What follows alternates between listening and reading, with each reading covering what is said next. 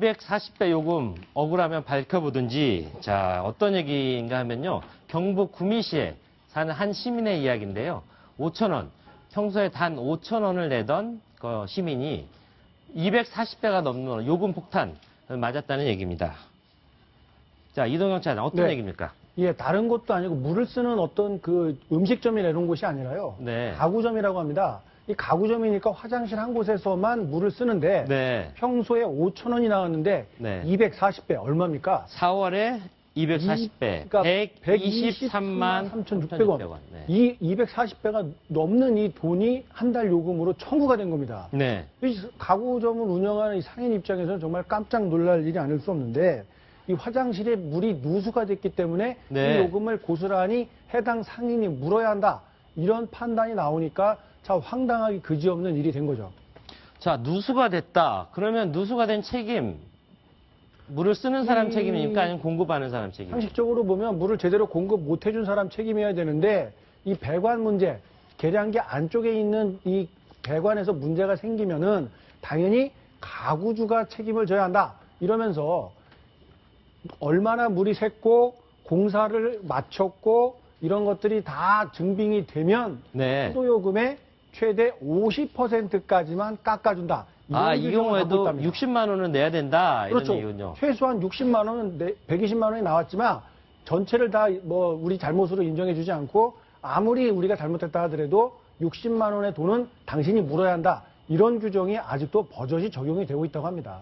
네, 오늘 저희가 상하수도 사업 본부 관계자에게 왜 이런 일이 있었는지 한번 전화로 직접 들어봤습니다. 그 이유는 몰라요. 이제 본인은 그런 일이 없다고 얘기를 하지만은 계량기는 그냥 들어가지 않습니다. 절대로. 가보기는 했는데요. 네. 육안으로는 볼 수가 알 수가 없어요. 그래서 저희들이 계량기 시험을 신청하라 그랬어요. 지금은 요금이 정상적으로 나오고 있기 때문에 본인이 안 썼다 하지만 썼다고 저희들은 썼다고 그렇게 볼 수가 없죠. 다른 방법이 없잖아요. 계량기까지만 저희들이 하는 거고 집안에 배관이 설치되는 거는 본인들이 설치를 하게 되어 있어요. 개인 거를 우리가 관리를 못 하잖아요. 네, 쓰지도 않은 물에 대해서 이렇게 요금 폭탄 맞으면 굉장히 화가 많이 날 것 같은데요. 자, 이에 대해서 어떻게 해야 될지 대처법이 좀 있어야겠습니다. 지금으로서는 지금 법 규정 자체가 아마 저렇게 돼 있는 것 같은데요. 만약에 저게 법 규정이 저렇게 돼 있으면 저건 앞뒤가 안 맞는 부분이에요. 누가 저기 말하는 저 계량기가 저렇게까지 작동이 고장날 일이 없다라면 분명히 누수가 생겼다는 것이고 누수가 생겼다고 한다면 누수가 된 부분의 원인에 대해서는 그럼 요금을 원칙적으로 청구하는 쪽에서 우리가 이만큼의 물이 나왔기 때문에 청구를 한다라고 입증을 해야 되는 게 원칙적인 게 맞거든요. 네. 지금 저기 수도사업소에서 하는 얘기는 뭐냐면 당신네 집 안에서 생긴 문제이기 때문에 당신네 집에서 먼저 밝혀내라는 건데 네. 글쎄요 이거를 수도관 관리사업소에서 하는 역할이 어디까지 가야 되는가를 먼저 책임을 따져본다면 원칙적인 거는 먼저 수도사업소에서 더 있다고 봐야 될 것으로 보이는데 지금 뭔가 좀 잘못되어 있는 것으로 보입니다. 네, 뭔가 대책이 꼭 있어야 될 것 같습니다. 그 사이에 정치부의 심정숙 차장 나왔습니다. 네, 천연기념물 등 반려견 이런 것들을 막 상습적으로 훔쳐서 팔다가 적발된 사람들이 있다죠. 네, 그렇습니다. 이 전북 정읍에서 있었던 이 개도둑들이 네. 지금 경찰에 붙잡혔는데요. 지금 나오고 있는 화면이 6월 말에 전북 정읍의 김모 씨의 카센터에서 도둑들이 개를 훔치는 장면입니다. 아, 저 동그라미 안에 있는 사람들이 네, 범인이군요. 저기 가서 한 4인조 정도 되는 도둑들인데요. 네, 4명, 네. 굉장히 온순한 개였다고 하는데 남자 알고 3명에 봤더니 여자 하나로 보이네요. 네, 알고 봤더니 저 개가 천연기념물 540호로 경주 토종개인 동경이라고 합니다. 굉장히 네. 귀한 개고요. 지금 화면에 나가는 것처럼 꼬리가 짧고 성격이 네. 온순하고 친근감 있는 개여가지고 이제 노약자 치료용으로도 쓰인다는데 네. 한 마리에 무려 200만 원에 네. 달하는 개라고 합니다. 그런데 이 황당한 개도둑들 네. 이게 동경이가 천연기념물인지 뭔지도 모르고 한 마리에 9만 원가량 해서 두 마리에 17만 원을 받고 건강원에 팔아 넘겼어요. 뭔지도 모르고 팔아넘긴 거군요. 그렇죠. 저런 식으로 그 개를 한 저 정읍 시내에서만 한 7마리 정도를 훔쳐가지고 그 건강원에 팔아서 한 500만 원 정도를 챙겼다는데 어쨌든 여름을 맞아서 참 황당한 개도둑들이 설치고 있는 그런 모습입니다. 네, 저렇게 팔린 반려견들 어떻게 됐다고 합니까? 일단 두 마리, 그러니까 저 동경이를 포함해서 5마리는요, 다행히 네. 건강원에 들어가 있는 걸 아. 먼저 경찰이 찾아냈기 때문에 뭐 화를 멸했는데 네네. 두 마리는 벌써 이제 건강원에서 조사를 당했다고 하네요. 그리고 네네. 건강원 주인에 대해서 혹시 작물인 걸 뻔히 알면서 예, 취득한 것은 아닌지도 추가적으로 조사를 하고 있다고 합니다. 네. 오늘 무지무지하게 더웠는데요.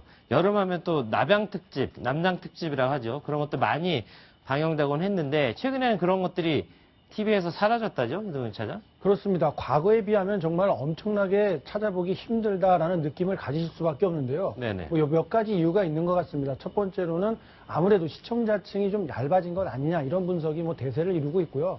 그 외에도 요즘에 먹거리 방송이라든지 여행 방송이라든지 이렇게 소재가 과거에 비해서 훨씬 다양해지면서 이 시청자들의 눈높이도 여름 되면은 공포물 이렇게 하나에만 쏠리지 않고 네. 다양한 관심사와 취미에 이렇게 집중하다 보니까 이렇게 방송가에서도 여름이면 찾아오던 나비양 특집 이런 것들을 좀 찾아보기 어렵게 된 것 같습니다. 근데 저런 거 보면 좀 시원해지고 그러지 않았었나요?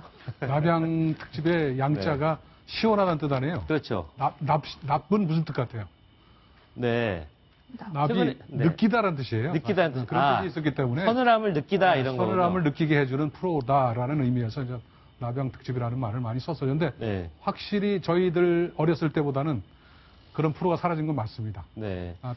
어렸을 때 보면 TV에 여름만 되면 반드시 남양 특집이라고 해가지고 머리 풀고 나오는 구미호 나왔죠. 그런 영화가 있었는데 지금은 그런 거는 전혀 볼 수가 없는 것 같아요. 다시 보고 싶다는 생각 저도 좀 해보는데요. 뭐 안방극장뿐만 아니라 극장가에서도 남양 특집 상당히 줄어들고 있다고 합니다.